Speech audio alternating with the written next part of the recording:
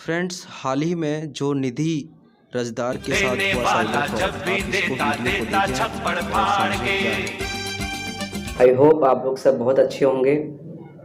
और जैसा कि अभी रिसेंटली ट्रेंडिंग में चल रहा है, जो निधि राजदान है, जो एनडीटीवी की पहले रिपोर्टर थी, जिसने जून 2020 में एक ईमेल के थ्रू एक अपॉइंटमेंट लेटर जिसके पास आया था हार्वर्ड यूनिवर्सिटी जो यूनाइटेड स्टेट में है, उसमें उसको जॉब ऑफर की गई थी असिस्टेंट प्रोफेसर की जर्नलिज्म के फील्ड में। तो उस चीज़ को लेकर के बिना किसी जानकारी के, बिना किसी इंक्वायर के, पता करने की सच है नहीं है, इसने रिज़ाइन कर दिया एनडीटीवी इंडिया से। और उसके बाद वेट किया, क्योंकि लेटर में लिखा था सितंबर से ज्वाइनिंग है, और सितंबर के बाद जब दोबारा इनके पास मेल आया कि वो ज्वाइनिंग जो है जनवरी को पोस्टपोन कर दी गई है ड्यू टू पैंडमिक, तो इसको बिल्कुल लगा कि ऐसा हो सकता है पैंडमिक की वजह से, क्योंकि सारी कंट्री, इंडिया बंद है, दुनिया बंद है, तो हो सकता है उसको बढ़ा दिया गया होगा। तो ऐसा हुआ।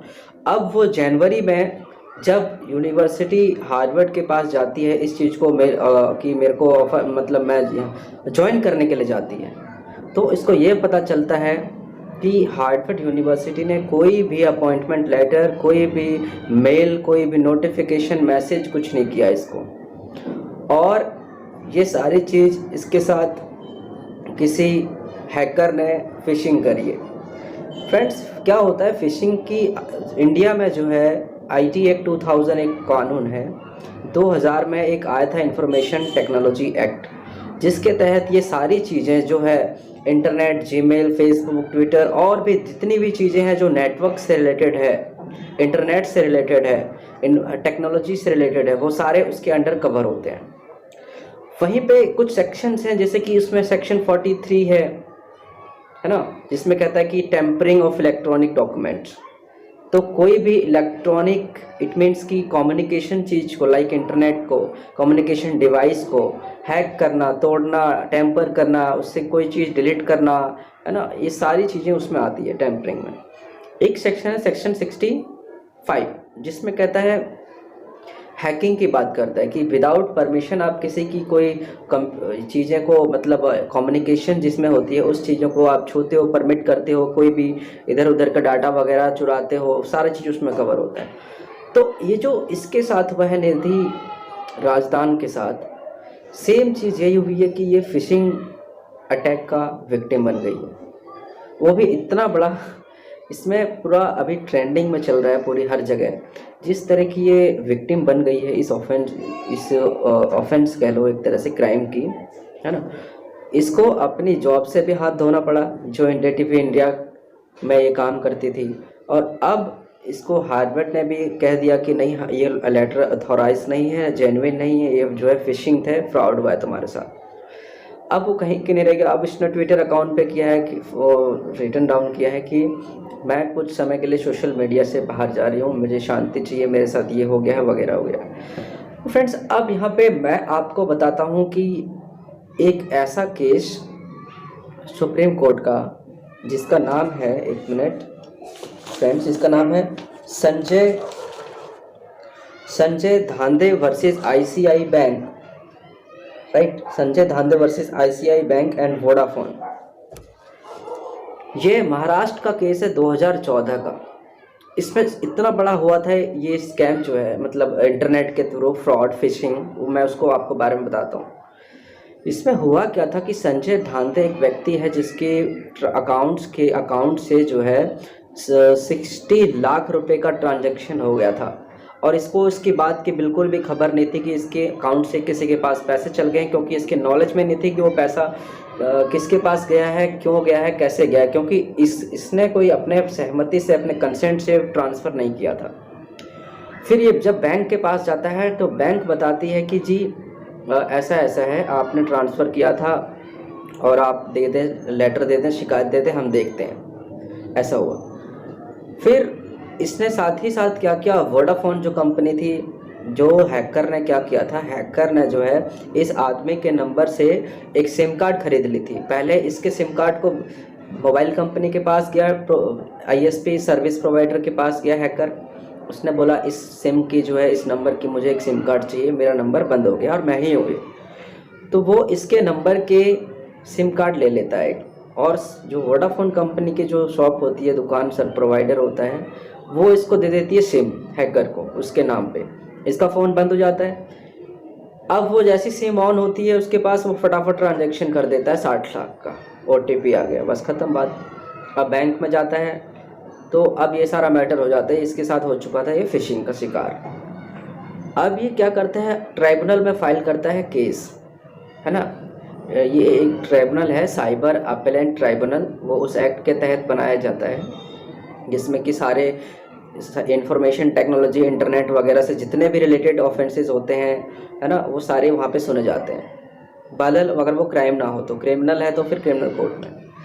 तो वहाँ पे फाइल किया तो पाया गया कि बैंक जो है वो नंबर ऑफ, अपने बैंक में क्या करता था कि जो भी लोग अकाउंट खुलवाने आता था उसके बहुत सारे अकाउंट्स खोलता था बिना जांच पड़ताल किए, बिना ज़्यादा डीप इन्फॉर्मेशन लिए। तो जब इन्फॉर्मेशन लिए बैंक कर देता था, और साथ ही साथ वोडाफोन की कंपनी की भी ये लाइबिलिटी आ गई कि उसने सिम कैसे दे दिया बिना परमिशन के, बिना ऑथराइज के, बिना जो ओनर था सिम कार्ड का उसके परमिशन के। तो दोनों यहाँ पे लाइबल पाए गए और दोनों को 60 लाख रुपए का मिल करके जुर्माना देना पड़ा उस बंदे को जिसका नुकसान हुआ था, जो विक्टिम था। तो आप लोगों में से पूरे बहुत मोस्ट लोग हैं उनको ये नहीं अभी तक पता है कि साइबर केसेस में क्या होता है, शिकायत कहाँ पर की जाती है और कहाँ पे इफ़ेक्टिव काम होता है। लोग क्या करते हैं, किसी को अगर साइबर ऑफेंस का ठग बन जाते हैं, बेवकूफ़ बन जाते हैं, फ्रॉड हो जाता है, स्कैम हो जाता है, साइबर स्कैम, साइबर क्राइम होता है, पोर्नोग्राफी, गाली वगैरह, स्टॉकिंग वगैरह। तो इस केस में लोग क्या करते हैं, जो हिंदुस्तान में हर चीज़ में करते हैं, कि इनके साथ कोई विक्टिम जब बन जाते हैं किसी क्राइम के, तो ये समझते हैं कि चुप रहना ज़्यादा बेहतर है, बदले कि कहीं पे आगे प्रोसेस को बढ़ाना, क्रिमिनल एक्शन लेना, कोर्ट जाना, ये सब नहीं करना चाहते हैं लोग, जिस वजह से वो ये सब चीज़ों को सह के रह जाते हैं और अपने आप को मतलब हो सकता है ना अनसेटिस्फाई, वो मन ही मन हमेशा रहता है कि हमने कुछ नहीं कर पाया। लेकिन इन्हीं बीच में मैं बताना चाहता हूँ कि इतना आसान प्रोसीजर्स हैं साइबर ऑफेंसेस को कंप्लेन करने के लिए, इनकी अथॉरिटी इतनी अच्छी कि आप घर बैठे सारा कुछ कर सकते हैं। जी हाँ, तो निधि रिजदान के केस में जो हुआ, इस केस में ये भी क्या कर सकती है, इसने भी अभी पुलिस कंप्लेंट फाइल करी है। इसने भी वो काम नहीं किया जो मैं आपको आज बताने जा रहा हूँ, जिससे कि इंस्टेंट एक्शन होता है और आपके रिकॉर्ड में, स्टेटस में रहता है कि अभी आपका मैटर जो है किसके पास है, उसमें कितना काम हुआ है, किस स्टेज पर है आपका केस अभी तक। तो फ्रेंड्स, आप नोट कीजिए, लिखा हुआ आ रहा है यहाँ पे, आप उसको भी नोट कीजिए, और डिस्क्रिप्शन में मैंने इसका लिंक भी डाल रखा है कि साइबर क्राइम का विक्टिम जब बन जाता है कोई व्यक्ति, तो कहाँ पे आप किस अथॉरिटी के पास कंप्लेंट फाइल कर सकते हैं, क्योंकि पुलिस के पास इसका कोई राइट नहीं है, नॉर्मल पुलिस के पास, तो वो आपकी शिकायत लेकर के कुछ काम भी नहीं कर सकती है, समझ रहे हैं। तो होता क्या है कि उस एक्ट के हिसाब से हर डिस्ट्रिक्ट में एक साइबर पुलिस स्टेशन है। कहने का मतलब क्या है, वो ओपनली नहीं दिखता है किसी को, कहीं कहीं तो ओपनली दिखता है बट बहुत लोग छुपा के रखते हैं। उसमें क्या होता है कि आप अपने जिस स्टेट में है वहाँ के डायल 100 करें, 100 नंबर डायल करें, या दूसरा ऑप्शन है कि आप उस स्टेट की, अपने स्टेट की पुलिस वेबसाइट पे जाएं। जैसे कि आप हो मान लो दिल्ली से, तो आप दिल्ली पुलिस वेबसाइट लिखिए, दिल्ली पुलिस की वेबसाइट आ जाएगी। आप हो मुंबई से, आप लिखिए मुंबई पुलिस वेबसाइट आ जाएगी। वहाँ पर सारा डिटेल में लिखा गया है किसका नंबर कौन से डिपार्टमेंट में क्या है, उसका नंबर, एड्रेस क्या है, सारा कुछ है। तो वहीं पर साइबर पुलिस स्टेशन का नंबर होता है, उनके ऑफिसर का भी नंबर होता है, सारा कुछ होता है। नंबर एक चीज़ ये हो गई, उनको इन्फॉर्मेशन दे दिए, रिटर्न में दे दिए, मेल करिए, चाहे जो करिए, प्रोसेस एक। लेकिन इससे भी बेटर प्रोसेस है जिसको आप ट्रैक करते हो, कर सकते हो, और वो है, आप डिस्क्रिप्शन में देखिए लिंक हो, cybercrime.gov.in। जी हाँ, cybercrime.gov.in एक वैसी वेबसाइट जिस पे किसी भी तरह का साइबर क्राइम होता है, किसी के भी साथ में, चाहे वो वुमेन से, चिल्ड्रन से, चाहे बैंक फ्रॉड से, चाहे स्कैम से, चाहे मनी से रिलेटेड, चाहे फ्रॉड ट्रांजैक्शन से related, SIM card, credit card, कुछ भी दुनिया की कोई भी साइबर टेक, जहाँ पे टेक्नोलॉजी का इंफॉर्मेशन यूज़ हो गया, इंफॉर्मेशन टेक्नोलॉजी का इस्तेमाल हो गया, कम्युनिकेशन का यूज़ हो गया, है ना, तो इन सारी चीज़ों को साइबर के अंडर लाया जाता है। तो आप यहाँ पे कंप्लेन कर सकते हैं और आपकी कंप्लेंट पे डेली मॉनिटरिंग होगी, कहाँ पर स्टेटस है, अभी क्या है, नहीं है, सब कुछ आप एक बार इस वेबसाइट को जाके देखिए।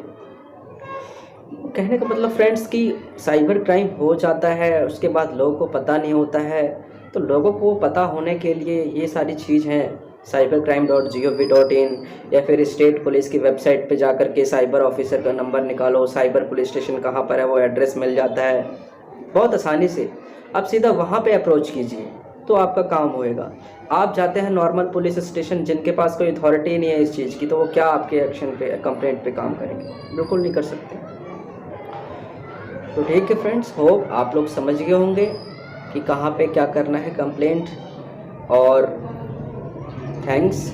और आप लोग को वीडियो अच्छी लगी तो इसको शेयर करें सो दैट हर व्यक्ति तक ये लीगल नॉलेज पहुंच जाए कि कैसे सिटीजन्स को अवेयर रहना है अपने राइट के प्रति, कहाँ पे क्या करना है। मेरा पर्पस एक ही है कि मेरे जो फ्रेंड्स सिटीजन्स हैं, मेरी कंट्री के लोग हैं, वो बिना ज़्यादा परेशान हुए, क्योंकि कोई भी नॉर्मल आदमी परेशान नहीं होना चाहता है चक्कर लगा के, पुलिस के डिपार्टमेंट के चक्कर लगा के इधर उधर। तो अपना टाइम सेव करने के लिए मैं उस तरीके की चीज़ें बताता हूँ कि आप घर बैठे सारा काम कर सकते हैं। बस 1-2 बार जाना पड़ेगा जिस दिन मेन काम होगा। तो यही मेरा पर्पस है कि कम से कम हरासमेंट करना और लोगों को अपने राइट्स को बिल्कुल कम हरासमेंट में या फिर बिल्कुल नहीं भी हरासमेंट में सारा काम आसानी से हो जाए। Thanks friends.